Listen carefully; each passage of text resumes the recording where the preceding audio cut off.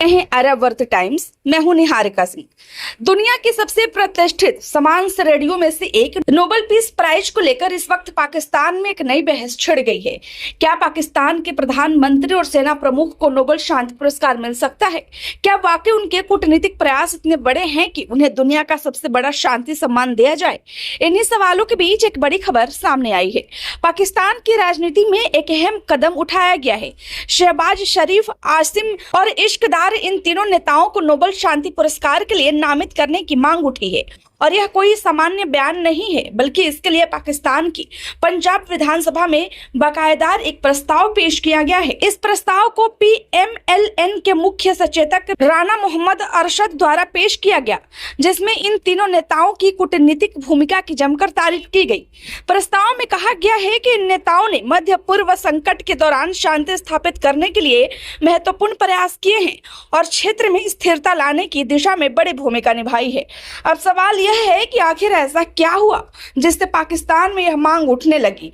दरअसल हाल के दिनों में मध्य पूर्व में तनाव अपने चरम पर पहुंच गया था। एक तरफ डोनाल्ड ट्रंप ने ईरान को लेकर कड़ी चेतावनी दी थी। उन्होंने साफ कहा था कि अगर तय समय सीमा के भीतर कोई समझौता नहीं हुआ तो ईरान पर बड़ा हमला किया जा सकता है। इतना ही नहीं, ट्रंप ने यह तक कह दिया था कि ईरान को पाषाण युग में पहुंचा दिया जाएगा। इस बयान के बाद हालात तो ज्यादा गंभीर हो गए थे। दुनिया को डर था कि कहीं यह तनाव एक बड़े युद्ध में न बदल जाए।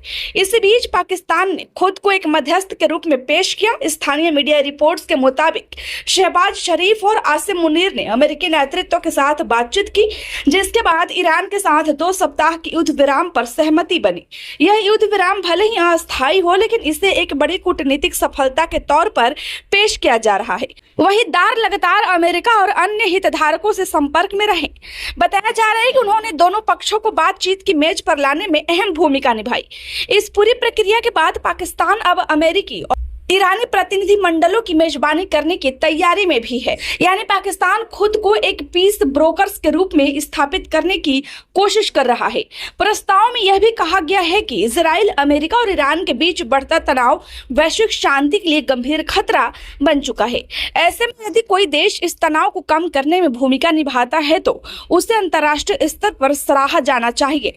इसी तर्क के आधार पर पाकिस्तान के इन तीनों नेताओं को नोबेल शांति पुरस्कार के लिए नामित करने की मांग की गई है।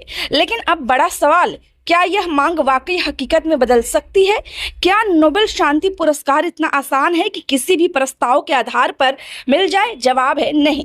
नोबेल शांति पुरस्कार के लिए एक लंबी और जटिल प्रक्रिया होती है। इसमें दुनिया भर के नामांकन आते हैं, जिनकी गहन जांच और मूल्यांकन किया जाता है। कई बार वर्षों तक योगदान देने वाले नेताओं को भी यह सम्मान नहीं मिल पाता। ऐसे में सिर्फ एक प्रस्ताव के आधार पर यह कहना कि नेताओं को नोबेल मिल जाए, फिलहाल जल्दबाजी होगी। इसके अलावा अंतर्राष्ट्रीय राजनीति में हर देश की भूमिका को अलग अलग नजरिए से देखा जाता है। कुछ लोग पाकिस्तान की इस पहल को सकारात्मक मान रहे तो कुछ इसे महज एक राजनीतिक रणनीति बता रहे हैं। आलोचकों का कहना है कि यह प्रस्ताव घरेलू राजनीति को ध्यान में रखकर भी लाया गया हो सकता है, ताकि सरकार की छवि को मजबूत किया जा सके। वही समर्थकों का मानना है कि अगर किसी देश ने शांति स्थापित करने की दिशा में प्रयास किया है तो उसे मान्यता मिलनी चाहिए। अब देखना होगा कि यह प्रस्ताव सिर्फ पाकिस्तान तक सीमित रहता है या अंतर्राष्ट्रीय मंच पर भी इसे समर्थन मिलता है। वैसे आपकी क्या राय है, हमें कमेंट में जरूर बताएं। खबर अच्छी लगी हो तो लाइक करें। कृपया चैनल को सब्सक्राइब करना ना भूलें। धन्यवाद।